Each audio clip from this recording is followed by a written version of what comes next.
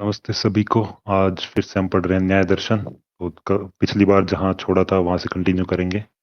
अगले श्लोक की भूमिका है, क्रम से प्राप्त प्रमेयों में सूत्रकार प्रवृत्ति का स्वरूप बताते हैं। तो अब इसका शब्दार्थ, वाणी बुद्धि और शरीर से किया गया आरंभ, आरंभ इक्वल्स टू क्रिया, प्रवृत्ति कहलाती है। अब इसका भावार्थ क्या है। अब प्रमेयों में गिनाए गए पदार्थों में क्रमशः प्रवृत्ति का स्वरूप भाष्यकार बता रहे हैं। सूत्रकार कहते हैं कि वाणी बुद्धि तथा शरीर के द्वारा जो पाप पुण्य रूपी कर्म किए जाते हैं उनका नाम प्रवृत्ति है। यहाँ विशेष रूप से जानना चाहिए कि सूत्र में बुद्धि का अर्थ ज्ञान अनुभूति नहीं है, बल्कि कर्म करने का साधन मन, मन का ग्रहण करना चाहिए, क्योंकि प्रकरण में बुद्धि को कर्ण साधन के रूप में ग्रहण किया गया है, न कि ज्ञान के रूप में। ये सेंटेंस सुनने में थोड़ा डिफिकल्ट लगेगा, ये तो मैं इसको दोबारा वही पढ़ूंगा। इससे पहले जो ऊपर लिखा था, सूत्रकार कहते हैं कि वाणी बुद्धि तथा शरीर के द्वारा जो पाप पुण्य रूपी कर्म किए जाते हैं उनको प्रवृत्ति कहते हैं, उनका नाम प्रवृत्ति है। ये चीज दिमाग में रखने की है। तो सूत्र में जो बुद्धि का अर्थ उन्होंने कहा, बुद्धि अब तक हम क्या पढ़ते आ रहे थे, ज्ञान जो ले रहे हैं उसको बुद्धि कहते आ रहे थे कि इधर से ज्ञान उठाया उधर से ज्ञान उठाया, वो बुद्धि का पार्ट बन गया। यहाँ पे उसको उसको बुद्धि नहीं कहा गया, बल्कि कर्म करने का साधन जो मन है, जिसकी वजह से हम कर्म करते हैं, उसको लेना चाहिए। अब आगे बढ़ते हैं। प्रवृत्ति पाप रूप 10 प्रकार की तथा पुण्य रूप 10 प्रकार की होती है। अब ये जो हमारा क्या कहते हैं, वाणी बुद्धि तथा शरीर से जो पाप पुण्य वाली जो कर्म करने की होती है ना हमारी टेंडेंसी, वो पाप रूपी 10 प्रकार की और पुण्य रूपी 10 प्रकार की। तो कौन कौन सी है। जब मनुष्य पुण्य कर्मों को करने की इच्छा करता है तो वह शरीर से यह दान, दूसरों की रक्षा, सेवा कार्य ये करता है। वाणी से, जो शरीर से करे हुए दान दूसरों की रक्षा सेवा, वाणी से करता है सत्य भाषण बोलना और मधुर वाणी और दूसरे के कल्याण की बातें, और हितकारी शास्त्रों का स्वाध्याय करता है। और मन से क्या क्या करता है, प्राणियों के प्रति दया करता है, लोभ की भावना का त्याग करता है, आस्तिकता इक्वल टू ईश्वर पर, पुनर्जन्म में, कर्म फल में विश्वास बनाए रखना। ये सब शरीर वाणी तथा मन से 10 प्रकार के पुण्य शुभ कर्म होते हैं। तो ये सारे काम बता दिए। इसके विपरीत जब मनुष्य की इच्छा पाप अशुभ कर्मों को करने की होती है तो वह शरीर से क्या क्या करता है, हिंसा करता है, चोरी, प्रतिशिब्ध मैथुन का आचरण करता है। वाणी से क्या करता है, झूठ बोलता है, कठोर होता है, चुगलखोरी करता है, व्यर्थ की चर्चा करता है।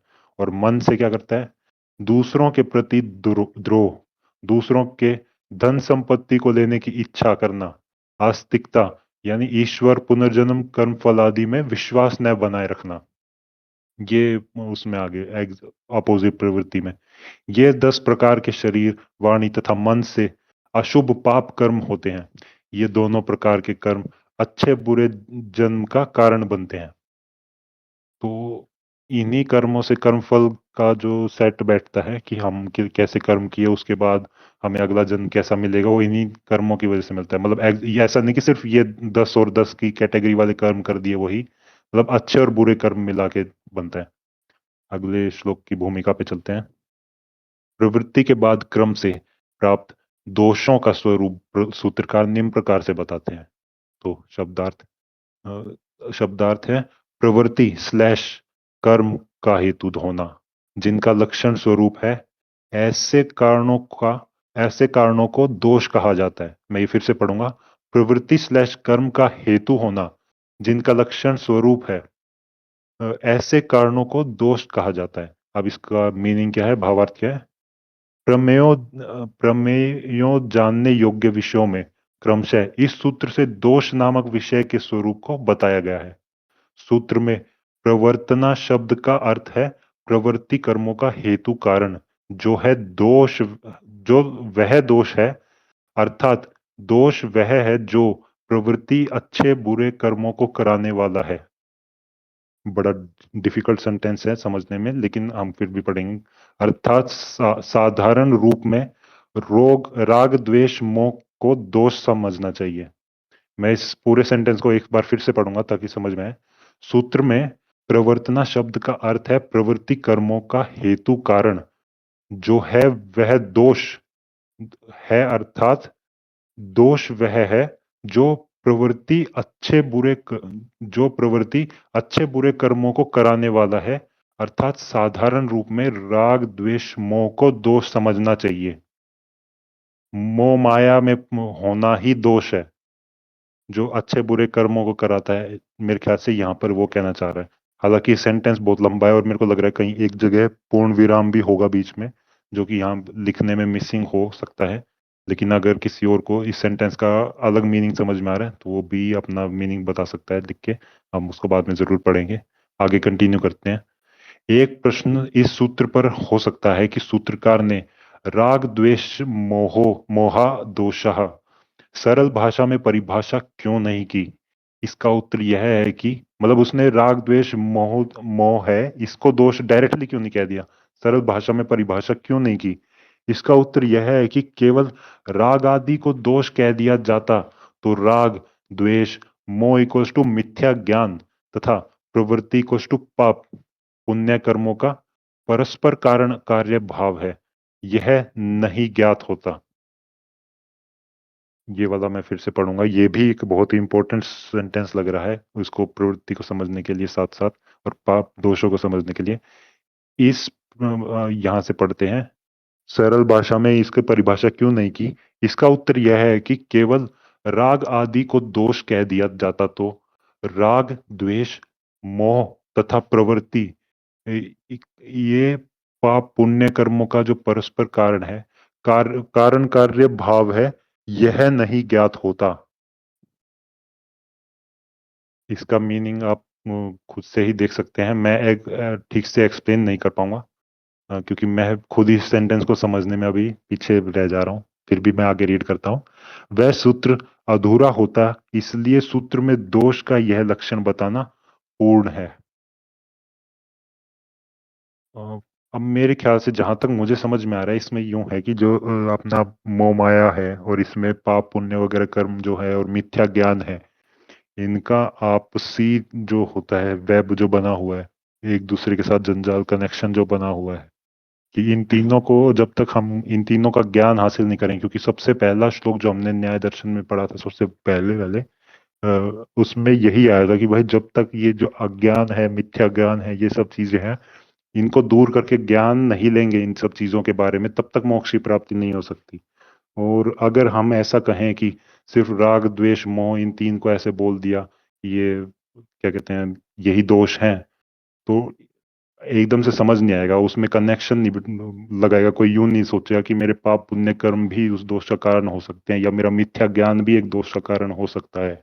सिर्फ ऐसा नहीं कि वो दोष है तो उतना ही ज्ञान बहुत है। उस वो दोष बन क्यों रहा है, वो मिथ्या ज्ञान हो क्यों रहा है, वो पाप प्रवृत्ति और पुण्य प्रवृत्ति हो क्यों रही है, वो मन क्यों इन दोनों चीजों में लग रहा है, ये जब तक नहीं जानेगा इंसान तब तक उसको पूरा ज्ञान नहीं मिलेगा। और पूरा ज्ञान नहीं मिलेगा तो फिर वो बस आधा अधूरा ज्ञान लेके खुशी खुशी ऐसे घूमता रहेगा या दुखी होता रहेगा, लेकिन मोक्ष की तरफ जाना थोड़ा मुश्किल है। तो अगले उसकी तरफ चलते हैं, बाकी जिसको जैसा समझ में आया हो। भूमिका आगे प्रत्यय भाव प्रमेय का लक्षण बताते हैं। शाब्दार्थ फिर उत्पन्न होना स्लैश जन्म लेना प्रत्यय भाव है। और इसका अर्थ भावार्थ, प्रत्यय भाव शब्द दो शब्दों से मिलकर बना है, एक प्रत्यय दूसरा भाव। दो शब्दों में से पहले शब्द प्रत्यय का अर्थ है प्रकृष्ट रूप में यहां से जाकर, इक्वल टू शरीर से निकलकर, इक्वल टू मरकर वापिस उसी शरीर में न आना। और भाव अर्थ, भाव शब्द का अर्थ है फिर होना, यानी मरकर फिर नए शरीर को धारण करना। मतलब सेम शरीर में दोबारा नहीं आना, मरने के बाद दूसरे शरीर में जाना। आत्मा मरकर जीता है, जीकर फिर मरता है, इस स्थिति को प्रत्यय भाव शब्द से कहा जाता है। वस्तुतः आत्मा न मरता है न उत्पन्न, यही मैं सोच रहा था कि आत्मा मरता है ये वाली लाइन थोड़ी वैसी लग रही है। और डायरेक्ट अगला ही सेंटेंस कहता है कि वस्तुतः आत्मा न मरता है न उत्पन्न होता है। किसी शरीर को छोड़ देना मृत्यु और किसी शरीर को धारण कर लेना जन्म कहलाता है। यह जीवात्माओं के जन्म मृत्यु का क्रम है। जब अपवर्ग यानी मोक्ष प्राप्त हो जाता है तब समाप्त हो जाता है यह अपवर्ग। तो ये तो काफी सरलता से समझा दिया इन्होंने ही। भूमिका की ओर बढ़ते हैं आगे। क्रम से प्राप्त प्रमेयों में फल का लक्षण बताते हैं। शब्दार्थ: प्रवृत्ति और दोषों से उत्पन्न हुआ जो भोग है वह फल शब्द से कहा जाता है। अब इसका भावार्थ: पिछले सूत्रों में प्रवृत्ति, जिसको पाप पुण्य रूपी कर्म, तथा जो दोष है राग द्वेष मोह रूपी अज्ञान अज्ञान का स्वरूप बता दिया है। इस वर्तमान सूत्र में फल का लक्षण बताया है कि जब मनुष्य राग द्वेष मोह आदि मिथ्या ज्ञान से युक्त हुआ पाप पुण्य कर्मों को करता है तो परिणाम स्वरूप में उसे सुख दुख रूपी भोग की अनुभूति होती है। वह फल कहलाता है। अपने ही कर्मों की वजह से ये जो भोग होता है यही इसको फल कहते हैं। यहाँ एक बात जाननी चाहिए कि सभी कर्मों का फल तत्काल या इसी जन्म में मिल जाए यह आवश्यक नहीं है। जिन कर्मों का फल नहीं मिलता है वे अगले जन्म में अवश्य मिलते हैं। किसी भी कर्म के फल से मनुष्य बच नहीं सकता।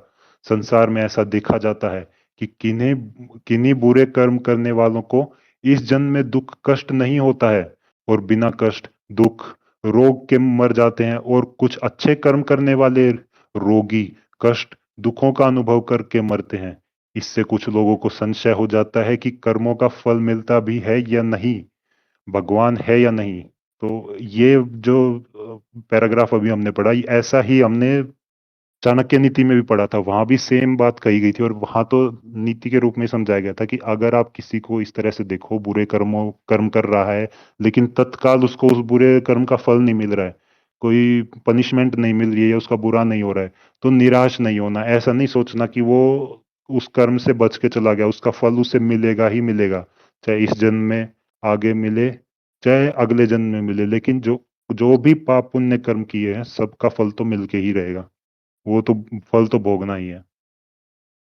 तो अगली की ओर भूमिका की ओर बढ़ते हैं अगले श्लोक के आगे के सूत्र से शस्त्रकार दुख शस्त्रकार नहीं सॉरी शास्त्रकार दुख का लक्षण बताते हैं। शब्दार्थ: जो बाधा स्वरूप है, जो प्रतिकूल अनुभूति है वह दुख है। मतलब जो हमारे को ऐसा लगता है हमारे अगेंस्ट है, इस टाइप से ऐसा एक्सपीरियंस। भावार्थ: ये देखते हैं क्या मीनिंग बताएं इसमें। बाधना शब्द का अर्थ है प्रतिकूल अनुभूति होना। बाधना, पीड़ा, ताप, चिंता, कष्ट, दुख, ये सभी शब्द एक ही अर्थ को बताने वाले हैं। मनुष्य कितनी धन संपत्ति साधन सुविधाओं को क्यों न प्राप्त कर ले, किंतु जीव पथ पर प्रतिकूलताएं, बाधाएं, कष्ट, दुख आ ही जाते हैं। शास्त्रकारों ने बताया कि भौतिक सुखों के पीछे दुख छिपे रहते हैं। इस सेंटेंस से मैं फिर से रेफरेंस करूंगा, हमने शायद यहीं पर पढ़ा था। जो ऋषियों के संदेश होते हैं उसमें ही था, जो सबसे पहली चीज हमने पढ़ी थी न्याय दर्शन में, जो फर्स्ट पेज ही था उसमें लिखा था कि भाई तुम ऐसा मत मानना कि यहाँ पे जो सुख है टेम्परेरी सुख है वही खत्म हो जाए, मतलब उसी के पीछे भागना है। अगर तुम ऐसा मानते हो कि टेम्परेरी सुख के पीछे पड़े रहेंगे तो हमारी जो क्या कहते हैं इंद्रियां हैं उनकी तृप्ति हो जाएगी, तो ऐसा सोचना मूर्खता है। वो इसीलिए बताया गया था कि शास्त्रकारों ने बताया कि भौतिक सुखों के पीछे दुख छिपे रहते हैं, और शायद यही चीज चाणक्य नीति में भी लिखी थी कि जो इस संसार के जो भौतिक सुख हैं, जो भी यहाँ पे मोह का कारण बनेगा, अभी वो सुख दे रहा है लेकिन वही जो सुख का कारण है वही आगे चल के दुख का कारण होगा ही होगा, चाहे आप कुछ भी कर लें। तो आगे बढ़ते हैं। पूर्ण रूप से कोई व्यक्ति दुखों से बच नहीं सकता। जब ऐसा ज्ञान मनुष्य को हो जाता है तो वह भोग्य पदार्थों को दुख मिश्रित मानकर उनसे खिन्न विरक्त हो जाता है। उनके प्रति राग आकर्षण नहीं रहता है। परिणाम स्वरूप दुखों से छूटने की भावना प्रबल हो जाती है और वह आध्यात्म मार्ग पर प्रवृत्त हो जाता है। कालांतर में आत्मा परमात्मा का साक्षात्कार करके मोक्ष अपवर्ग को प्राप्त कर लेता है। इसलिए जानने योग्य विषयों में दुख को भी सम्मिलित किया गया है।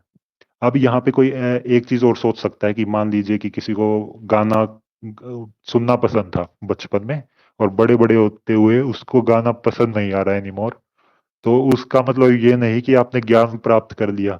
वो केवल ऐसा है कि आपका मन उस इच्छा के पीछे भागना आप छोड़ दिया। अब वो मन है दूसरी इच्छा की तरफ भाग रहा है। यहाँ जो बताया गया है वो इच्छाओं को ही टारगेट करके बताया गया है कि जो इच्छा है ना वही दुख का कारण बनेगी। जिस भी चीज की तरफ मन भाग रहा है, मोह कर रहा है किस चीज से, वो मोह ही दुख का कारण है। उस सुख के पीछे ही दुख छिपा हुआ है। तो ऐसा नहीं मानना है हमें कि अभी पहले कोई मेरी हॉबी थी, अब मेरी वो हॉबी छूट गई तो मैंने थोड़ा ज्ञान प्राप्त कर लिया है उसको छोड़ के। नहीं, जब तक इच्छाओं को आप दूर करना और मतलब ये मोह को दूर करना नहीं सीखेंगे तब तक वो बस साइकिल है। आप एक बार इसके पीछे भाग रहे हो, एक बार उसके पीछे भाग रहे हो। अब मन इससे भर गया लेकिन तृप्त नहीं हुआ, इंद्रियां तृप्त नहीं हुई। इंद्रियां का यूं है कि आप आंखों से कोई चीज देख रहे हो, मोबाइल देख रहे हो, यूट्यूब देख रहे हो, यूट्यूब से आज आप बोर हो गए तो आप इंस्टाग्राम चलाने लग जाओगे। इसका मतलब ये थोड़ी कि आपने यूट्यूब छोड़ दिया तो आपने ज्ञान प्राप्त कर लिया। नहीं, आप अभी भी मोह में पड़े हुए हो, अभी भी आप इच्छा पूर्ति में लगे हुए हो। और वो टेम्परेरी सुख जो पहले यूट्यूब था जहां मजा आता था, अब वो बोरिंग लग रहा है।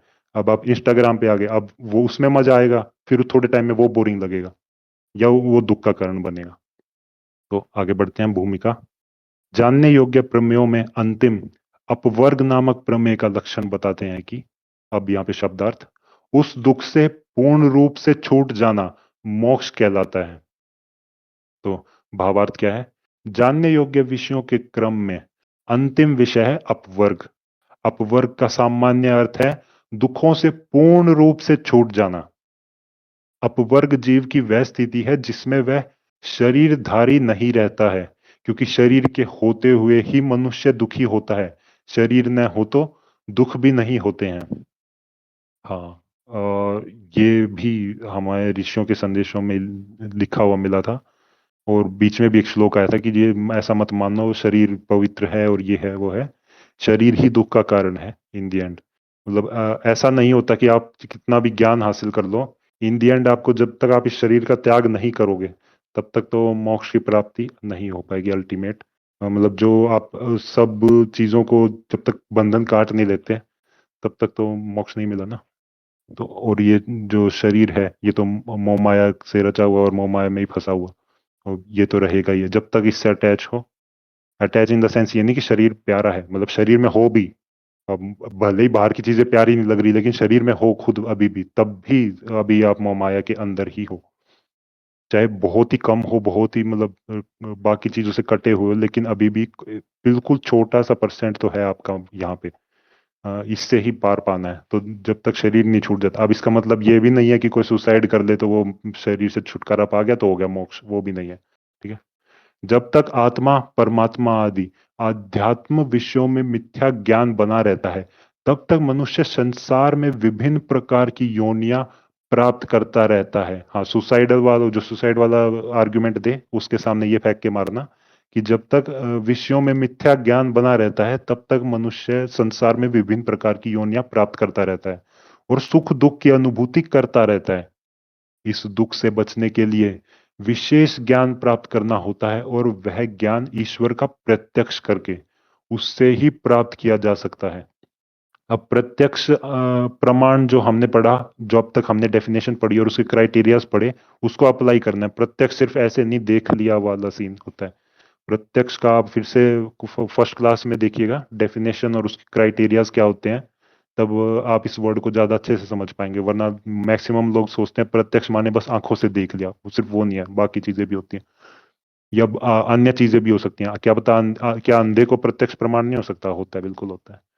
तो वो उस डेफिनेशन से पता चलेगा अंधे को कैसे होता है। उस ईश्वर का प्रत्यक्ष प्रमाण करके वह ज्ञान प्राप्त होता है, उससे ही प्राप्त किया जा सकता है।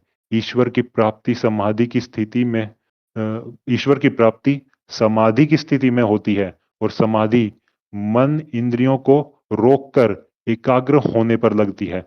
मन इंद्रियों का नियंत्रण शांत एकांत स्थान पर आसन लगाकर प्राणायाम करके जप के माध्यम से ईश्वर का ध्यान करने पर होता है। ठीक है। उस स्थिति में केवल ईश्वर के आनंद की अनुभूति होती है। अपवर्ग के विषय में भाष्यकार वात्स्यायन ने न्याय दर्शन में इस सूत्र की विस्तृत व्याख्या की है। वहां पर पढ़नी चाहिए। तो अगले श्लोक की भूमिका पर चलते हैं।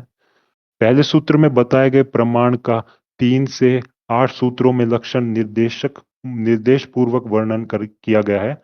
पश्चात ये कौन सा वर्ड है, मैं हिंदी के अक्षर नहीं जानता तो मैं ये वाला स्किप करूंगा। पश्चात एक सूत्र में शायद 11वें सूत्र तक प्रमेयों, 1वें से 11वें सूत्र तक प्रमेयों का लक्षण निर्देश पूर्वक वर्णन किया गया।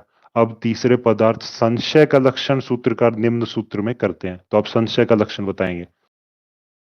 शब्दार्थ, समान धर्मों की उत्पत्ति ब्रैकेट में स्थिति से तथा अनेक धर्मों की स्थिति से विप्रतिपत्ति से इक्वल टू विरुद्ध धर्मों की स्थिति से और उपलब्धि की अव्यवस्था अर्थात अनियम से और अनुपलब्धि की अव्यवस्था से विशेष ज्ञान की अपेक्षा रहते हुए जो विमर्श इक्वल टू द्विकोटिक ज्ञान होता है वह संशय कहा जाता है। बहुत ही डिफिकल्ट है जो सेंटेंस हमने पढ़ा शब्दार्थ वाला। तो भावार्थ में देखते हैं इसका कैसे एक्सप्लेनेशन दिया गया है। इस दर्शन में जानने योग्य विषयों में क्रम से तीसरे विषय संशय का लक्षण करते हैं। संशय का अर्थ है एक ही वस्तु में दो विरुद्ध धर्मों गुणों का दो विरोधी ज्ञानों का होना, मतलब एक ही विषय के बारे में दो विरोधी ज्ञान होना। यह संशय तभी उत्पन्न होता है जब तक विशेष ज्ञान की अपेक्षा हो।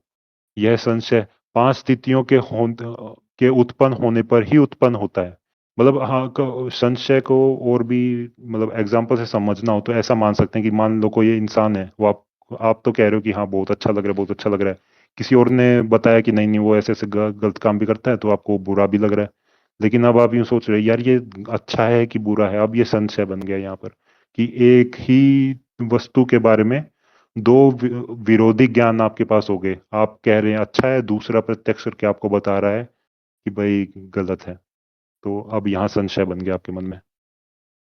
समान धर्मोपत्ति, ये पहला वाला है। 5 स्थितियों में से पहला, सामने स्थित किसी एक वस्तु में ऐसे गुण दिखाई देना जो दो वस्तुओं में एक समान होते हैं। यथा अंधेरे में किसी किनारे पर एक 4 फीट ऊंची वस्तु दिखाई दे रही है। उसमें किसी बैठे हुए मनुष्य तथा कपड़े में ढकी हुई मोटर बाइक दोनों का समान ज्ञान हो रहा है, किंतु न तो मनुष्य के हाथ पांव दिखाई दे रहे हैं न बाइक के हैंडल पहिए आदि। तो दोनों में से किसी एक का विशेष ज्ञान हो जाए तो उसका संशय नष्ट हो जाए। अभी दोनों दिखाई मतलब दोनों का ज्ञान हो रहा है, वहां पे ऐसा लग रहा है कि इंसान भी बैठा हो सकता है और वहां मशीन भी हो सकती है, या वो जो बाइक बाइक है वो भी हो सकती है। अब दिक्कत यह है कि एग्जैक्ट पिन पॉइंट नहीं कर पा रहे कि इंसान ही है, हाथ पैर नहीं दिख रहे। तो इंसान ही है ये पिन पॉइंट नहीं कर पा रहे, लेकिन वो पैडल वैडल ये सब चीजें भी नहीं दिख रही, तो एग्जैक्टली वो भी नहीं कह पा रहे कि मशीन है। तो संशय हो रखा है। दोनों में से किसी एक का विशेष ज्ञान हो जाए तो उसका संशय नष्ट हो जाए। यह संशयात्मक ज्ञान दो वस्तुओं के समान धर्म की जानकारी के कारण होता है। दो वस्तुओं के समान धर्म की जानकारी के कारण होता है कि दोनों वस्तुएं क्या है, उसी शेप में है, इसी साइज में है।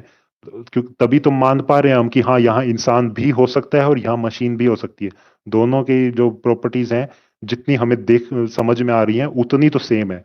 लेकिन अब ये जो प्रॉपर्टीज हैं ये दोनों चीज में एग्जिस्ट करती हैं, इंसान में भी और मशीन में भी। तो अब पिन पॉइंट नहीं कर पा रहे हम कि ये इंसान है कि मशीन है। दो का ज्ञान हो रहा है हमें, ये दो हो सकते हैं लेकिन वो दोनों आपस में टकराए हुए हैं। इसलिए इसे समान धर्मोपत्ति कहते हैं कि समान धर्म उत्पन्न हो गया। अनेक धर्मोपत्ति, अनेक शब्द से अर्थ कोई वस्तु का ग्रहण करना चाहिए। अनेक शब्द से अर्थ कोई वस्तु का ग्रहण करना चाहिए। प्रत्येक वस्तु में कुछ गुण अन्य वस्तुओं के समान पाए जाते हैं और कुछ गुण अन्य वस्तुओं से भिन्न भी पाए जाते हैं। उदाहरण के लिए पृथ्वी में द्रव्य ये वर्ड थोड़ा मुश्किल है, मैं फिर से पढ़ता हूँ। द्रव्यत्व, पृथ्वी में द्रव्यत्व धर्म है। यह द्रव्यत्व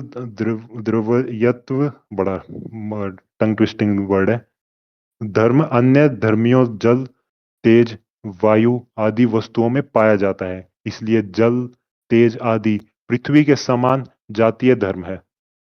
पृथ्वी के असमान जातीय धर्मी गुण है, क्योंकि गुण में द्रव्यते धर्म नहीं होता है।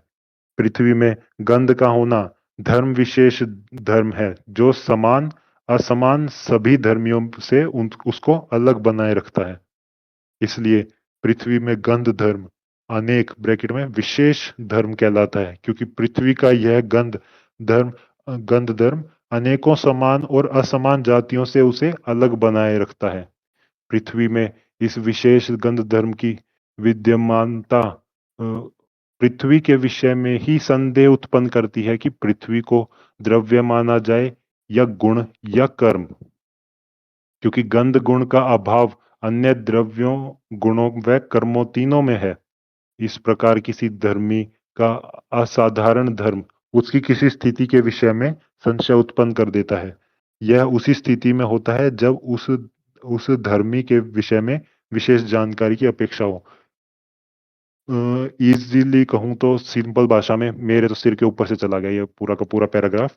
अगर किसी और को समझ में आए तो बिल्कुल बताइएगा, और वरना मैं कोशिश करूंगा इसका मतलब कहीं से समझने की और नेक्स्ट क्लास में बताने की, क्योंकि अभी तो मैं बिल्कुल भी सेंस नहीं बना पा रहा हूँ, क्योंकि ये वर्ड भी द्रव्यत्व धर्म क्या है और कैसे ये कनेक्ट कर रहे हैं चीजों को, वो मैं बिल्कुल भी आइडिया नहीं लगा पा रहा हूँ।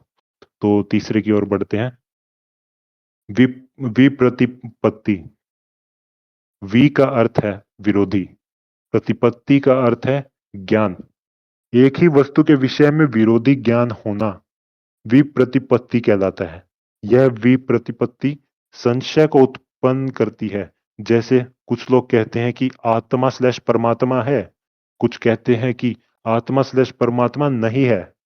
ऐसी स्थिति में एक वस्तु के विषय में दो विरोधी ज्ञान किसी तीसरे व्यक्ति के समक्ष आते हैं, तो उसे संशय होता है कि आत्मा है या नहीं है, क्योंकि होना या ना होना दो विरोधी धर्म किसी एक वस्तु में रहना असंभव है।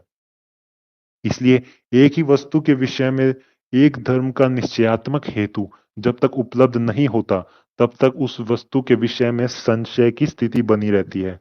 इसे ही विप्रतिपत्ति नामक संशय कहते हैं। ये वही जो जिस एग्जाम्पल से हमने संशय सीखा, वही कि डिसाइड ही नहीं कर पा रहे कि ये होता है कि नहीं होता है। उपलब्धि अव्यवस्था। तो चौथे पे आते हैं। कभी कोई वस्तु न होते हुए भी दिखाई देती है, जैसे कि मृग मरीचिका का पानी, और कभी वस्तु होते हुए दिखाई देती है, जैसे नदी, तालाब, झील का पानी। कालांतर। मेरे ख्याल से यहाँ लिखा हुआ था कभी वस्तु होते हुए भी दिखाई नहीं देती, जैसे नदी, तालाब, झील का पानी। कालांतर में दूर पानी दिखाई देता है, तो मन में यह संशय होता है कि यह सामने जो पानी दिखाई दे रहा है, यह मृग मरीचिका के समान न होते हुए दिखाई दे रहा है, या नदी, तालाब, झील के समान होते हुए दिखाई दे रहा है। मृग मरीचिका उसे कहते हैं जो, मतलब आप रोड पे जा रहे हो, गर्मी बहुत है और रोड पे आपको दूर पानी दिख रहा है, वो असल में पानी नहीं है, लेकिन वो because of the density change in air, उसकी वजह से आपको महसूस मतलब दिखता है कि वहां पे कुछ है, रिफ्लेक्शंस आती है, तो इंटरप्रेट करते हैं उसको हम कि हमें पानी दिखा, लेकिन वो पानी नहीं है वहां पे, उसको मृग मरीचिका कहते हैं। तो अर्थात होते हुए और न होते हुए भी दोनों प्रकार की स्थिति में वस्तु का दिखाई देना उपलब्धि विषयक अव्यवस्था कहलाती है। इस स्थिति में जब तक निश्चय कराने वाला विशेष हेतु उपलब्ध नहीं होता है, तब तक यह संशय बना रहता है। अब आप गाड़ी में जा रहे हैं और सामने देख रहे हैं पानी दिख रहा है आपको, मृग मरीचिका हो रही है, तो क्योंकि हमें पता है मृग मरीचिका है, तो हम तो कह देते हैं हाँ यार पानी नहीं है, वो तो रोड ही है, वहां पे साफ सफाई है, कुछ नहीं है, पानी वानी नहीं होगा, बस पास जाके पता चलेगा। लेकिन जिसको नहीं पता कि ऐसा हो सकता है, जिसको यूं नहीं पता कैसे साइंस वहां पे लगेगी, और इसका रीजन क्या है कि वहां दूर पानी दिख रहा है, तो उसे तो लगेगा यार पानी ही है। और उसे जब तक वो पास नहीं पहुंचेगा तब तक उसे ये निश्चय ही नहीं होगा कि वहां पे पानी है या नहीं है, क्योंकि दिखने में तो है, लेकिन जैसे जैसे आगे बढ़ता जा रहा है वो पानी भी गायब होता जा रहा है। अब वो ऐसा तो होता नहीं है, हमने कभी देखा नहीं कि पानी एक पौंड है, आप पौंड की तरफ, मतलब एक तालाब है, आप तालाब की तरफ चलते जाओ और तालाब आगे भागे जा रहे हैं, ऐसा तो नहीं देखा हमने। तो इसमें संशय आ जाता है। अनुपलब्धि अव्यवस्था, अगले वाला पॉइंट पे है। कभी ऐसा होता है कि कोई वस्तु होते हुए भी दिखाई नहीं देती है, जैसे स्कूटर की चाबी को अनजाने घर के किसी गुप्त स्थान में रख देने पर नहीं मिलती है, और कभी चाबी को स्कूटर में ही लगी छोड़ देने पर घर में न होने पर नहीं मिलती है। दोनों प्रकार की स्थिति बनती है। कालांतर में कभी घर में चाबी नहीं मिलती है, तो यह संशय होता है कि यह चाबी घर में होती हुई नहीं मिल रही है या नहीं होती हुई नहीं मिल रही है। यह होते हुए और न होते हुए दोनों अव्यवस्थाओं में वस्तु की अनुपलब्धि अनुपलब्धि अव्यवस्था का स्वरूप है कि वो है, घर में है या नहीं है। एक तो पहले तो मिल नहीं रही है, वो तो संशय हो गया कि यार यहाँ ही रखी थी, अब यहाँ नहीं दिख रही है। मेरे को तो याद आ रहा है मैंने यहीं रखी थी, लेकिन मेरे को दिख नहीं रही है। लेकिन दूसरा एक संशय ये भी है कि यह घर में है और नहीं मिल रही है, या घर में ही नहीं है इसलिए नहीं मिल रही है। इस तरह का भी संशय उठ जाता है कि अब चाबी गई तो गई कहाँ। तो अगले उसकी तरफ बढ़ते हैं। अब हम बढ़ गए भूमिका। अवसर प्राप्त प्रयोजन का स्वरूप व लक्षण बताते हैं। अब प्रयोजन की तरफ आ गए हम, संशय से आगे बढ़ के। शब्दार्थ, जिस विषय को लक्ष्य बनाकर ब्रैकेट में कोई व्यक्ति प्रवृत्त होता है वह प्रयोजन कहा जाता है। अब इसका भावार्थ मीनिंग, प्रत्येक व्यक्ति दुख, हानि, भय, पीड़ा, बंधन आदि से बचना चाहता है और सुख, लाभ, स्वतंत्रता, शांति आदि को प्राप्त करना चाहता है। अर्थात प्रतिकूल को छोड़ना तथा अनुकूल को पकड़ना, यह इच्छा प्रवृत्ति अर्थ कहलाती है। इसी का नाम प्रयोजन है। इसी जो ये इच्छा है, ये करना, इसके लक्ष्य बनाकर प्रवृत्त होता है कोई इंसान इस इच्छा को बना के लक्ष्य, तो वो बन जाता है आपका प्रयोजन। इसी लक्ष्य को बनाकर मनुष्य पुरुषार्थ करता है, दौड़ता भागता है। दूसरे शब्दों में कहें तो सुख की प्राप्ति, दुख का नाश लक्ष्य है और वही प्रयोजन कहलाता है। तो अब भूमिका की तरफ बढ़ते हैं। मेरे ख्याल से तो ये बहुत ज्यादा एक्सप्लेनेटरी था, प्रयोजन तो सिंपल है। भूमिका, क्रम से चले आ रहे विषयों में अब आगे दृष्टांत का स्वरूप बताते हैं। अब दृष्टांत पे आ गए हैं। शब्दार्थ, लौकिक और परीक्षकों की जिस अर्थ में विषय में बुद्धि अर्थात जानकारी समान है, वह अर्थ स्लैश विषय दृष्टांत कहा जाता है। अब इसका मीनिंग क्या है, भावार्थ। लौकिक शब्द का अर्थ है समाज में रहने वाले सामान्य व्यक्ति, जिनको शास्त्रों का ज्ञान नहीं होता, जिन्होंने सामान्य ज्ञान प्राप्त किया होता है, विशेष नहीं। और परीक्षक व्यक्ति वे कहलाते हैं जिन्होंने शास्त्र आदि का अध्ययन करके विशेष ज्ञान प्राप्त किया है और प्रमाण, तर्क, हेतु आदि के द्वारा किसी विषय की परीक्षा करने में समर्थ होते हैं। जिस विषय को लौकिक स्लैश सामान्य व्यक्ति तथा परीक्षक यानी कि विद्वान व्यक्ति दोनों समान रूप से स्वीकार करें, वह दृष्टांत कोटि में आता है। अच्छा, ये ज्ञान की एक कैटेगरी बता रहे हैं जिसको एक सामान्य जो जैसे मान लीजिए कोई स्कूल का पढ़ा हुआ बच्चा है, वो सिर्फ पहली से 12th तक पढ़ा है, और एक है कि पीएचडी करके बैठा है इंसान। मतलब मैं बहुत सरल भाषा में बता रहा हूँ, मैं पीएचडी से कंपेयर नहीं कर रहा हमारे शास्त्रों को, लेकिन ये ऐसे बता रहे हैं कि पीएचडी करा हुआ और नॉर्मल स्कूल पढ़ा हुआ। क्योंकि नॉर्मल स्कूल तो सबने पढ़ा है, लेकिन पीएचडी कम लोगों ने की है। लेकिन उन दोनों ही लोग जिस चीज पे एग्री करते हैं, जिस ज्ञान को मतलब दोनों ही मानते हैं, उसको ये वाला ज्ञान कहा जाता है, दृष्टांत कोटि में डाला जाता है। इस दृष्टांत का ही वाद में प्रयोग किया जा सकता है, अन्यथा नहीं। भूमिका, यथाक्रम से अब आगामी सूत्र से सिद्धांत का लक्षण बताते हैं। सिद्धांत, ठीक है। शब्दार्थ, उस सिद्धांत के तीन भेद हैं। तंत्र से संस्थिति, अधिकरण संस्थिति और अभ्युपगम संस्थिति सिद्धांत है। भावार्थ, सिद्धांत शब्द दो शब्दों के समास से बना है। सिद्ध और अंत। सिद्ध शब्द का अर्थ है यह इस प्रकार का है, इस प्रकार स्वीकार किया गया है, इस रूप में जाना गया है। और अंत शब्द का अर्थ है पूर्ण तथा वैसा होने का निश्चय। यह वस्तु पदार्थ इस प्रकार की हो सकती है, अन्य प्रकार की नहीं। यह सिद्धांत का स्वरूप है। यही भाव सूत्र में संस्थिति शब्द से निकलता है। संस्थिति तीन प्रकार की होती है। मतलब सिद्धांत मतलब कि हमने एकदम निश्चय कर लिया कि हाँ बिल्कुल ये चीज ऐसी ही होती है, उसका डिफाइन कर दिया पूरी तरह से। यही भाव सूत्र में संस्थिति शब्द से निकलता है। संस्थिति तीन प्रकार की होती है: तंत्र संस्थिति, अधिकरण संस्थिति, अभ्युपगम संस्थिति। इन संस्थितियों का विस्तार से वर्णन सूत्रकार आगे के सूत्रों में करेंगे। तो आगे सूत्र की भूमिका। गत सूत्र में बताया गया सिद्धांत इकोशु संस्थिति तीन प्रकार की होती है। वो तीनों प्रकार बताएं। इन तीन प्रकार के सिद्धांतों में पहले प्रकार के तंत्र स्थिति के भी दो भेद होते हैं। अब इसमें तीन का तो डिफाइन करेंगे ही, अब जो तीन में से पहला है उसके भी दो भेद बता रहे हैं। सर्वतंत्र संस्थिति और प्रतितंत्र संस्थिति।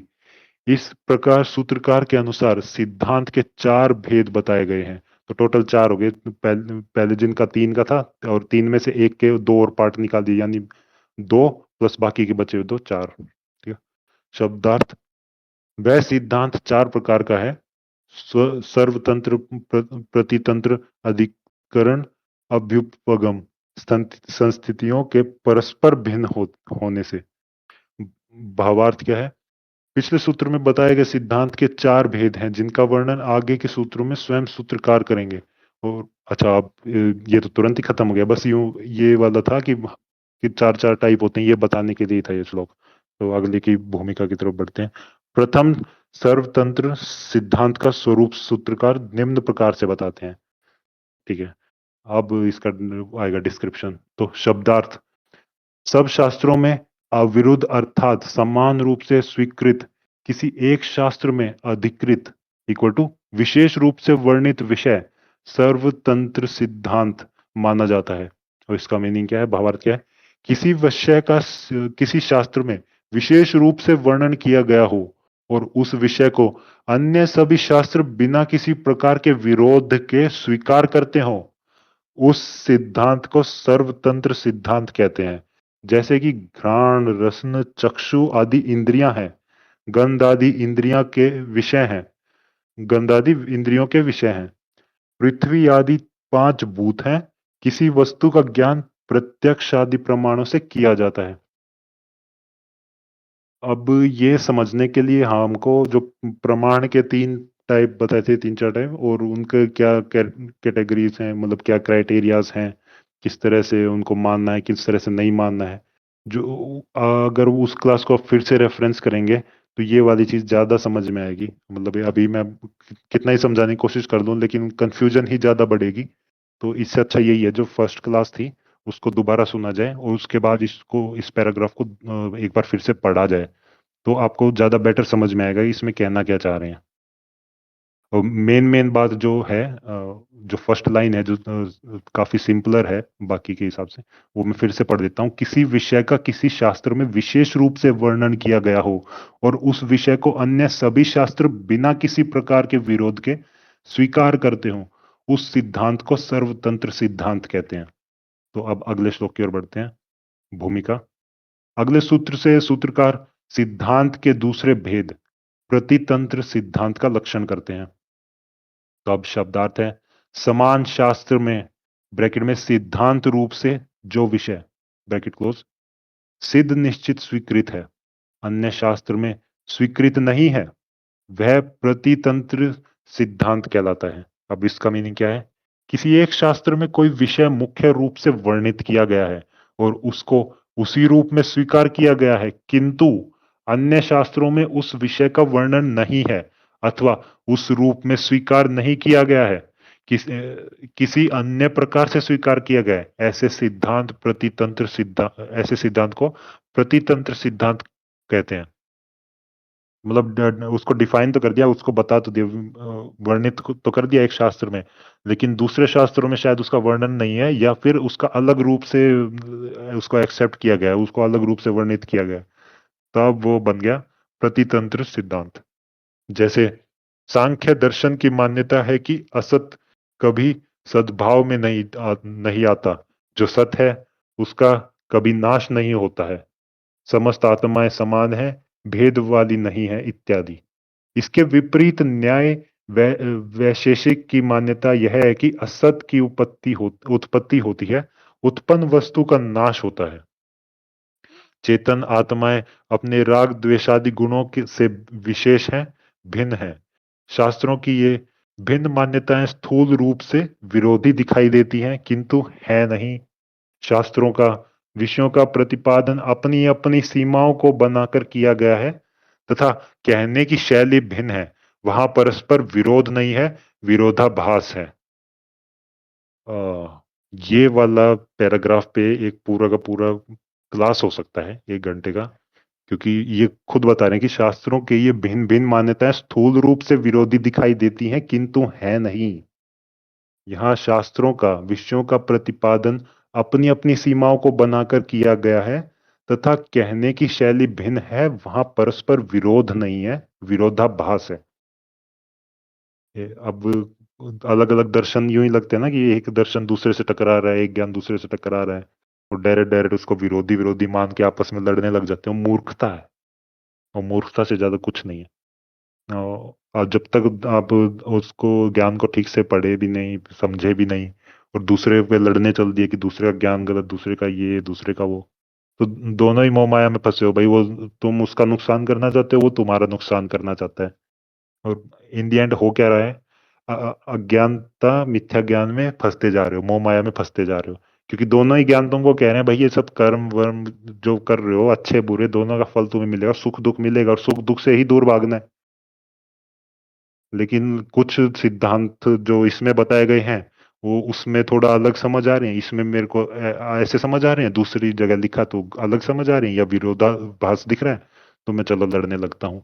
ये यहाँ पे खुद लिखा गया है कि भाई ये जो दिखाई देते हैं विरोधी दिखाई देते हैं, लेकिन है नहीं। तो हमें ऐसी चीजें नहीं करनी चाहिए। आगे की तरफ बढ़ते हैं। आगे की तरफ क्या, मेरे ख्याल से आज की क्लास को यहीं रोकते हैं। काफी सारा पढ़ दिया हमने, काफी सारा समझने का है। तो मेरे ख्याल से यहाँ रोकना ज्यादा बेटर रहेगा। आगे का अगली क्लास में पढ़ते हैं। आज की क्लास से किसी को कोई सवाल, सिवाय उस एक पैराग्राफ के जो मेरे को बिल्कुल भी समझ नहीं आया, टोटली सिर के ऊपर से चला गया, मैं कोशिश करूंगा उसको कल बता सकूं या कभी और बता सकूं सीख के खुद से। या आप कोशिश करिएगा आप भी सीखें।